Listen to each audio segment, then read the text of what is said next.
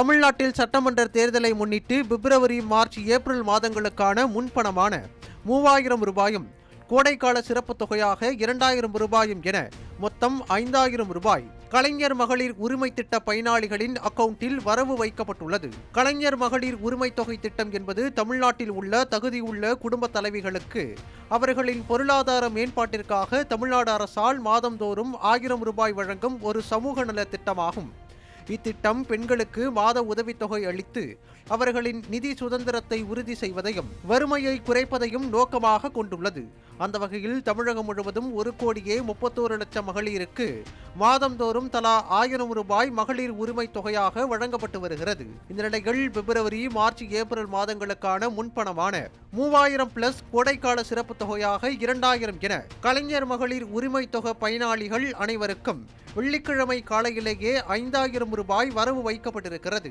வெல்லும் தமிழ் பெண்கள் ஆதரவோடு அடுத்து நாங்கள் தான் வெல்வோம் எனவும் திராவிட மாடல் 2.0வில் 1000 ரூபாய் உரிமை தொகையை 2000ஆக உயர்த்தி வழங்குவோம் என்றும் இது என் சகோதரிகளுக்கு இந்த முத்துவேல் கருணாநிதி ஸ்டாலின் கொடுக்கும் வாக்குறுதி என முதலமைச்சர் மு.க. ஸ்டாலின் வீடியோ வெளியிட்டுள்ளார்.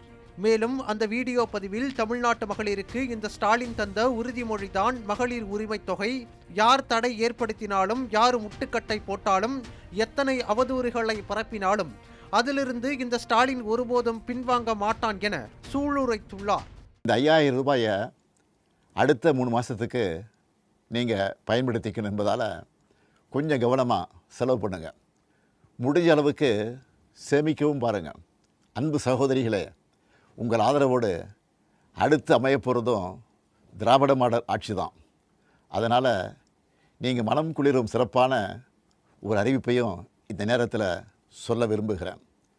அடுத்த திராவிட மாடல் 2.0 ஆட்சி காலத்தில் உங்களுடைய உரிமை தொகை 2000 ரூபாயாக உயர்த்தி வழங்கப்படும். சொன்னதை செய்கிற முத்துவேல் கருணாநிதி ஸ்டாலின் கொடுக்கிற வாக்குறுதி இது. வரவிருக்கும் 2026 சட்டமன்ற தேர்தலை முன்னிட்டு அனைத்திந்திய அண்ணா திராவிட முன்னேற்றக் கழகம் தனது முதல்கட்ட வாக்குறுதிகளை கடந்த சில தினங்களுக்கு முன்பு வெளியிட்டது.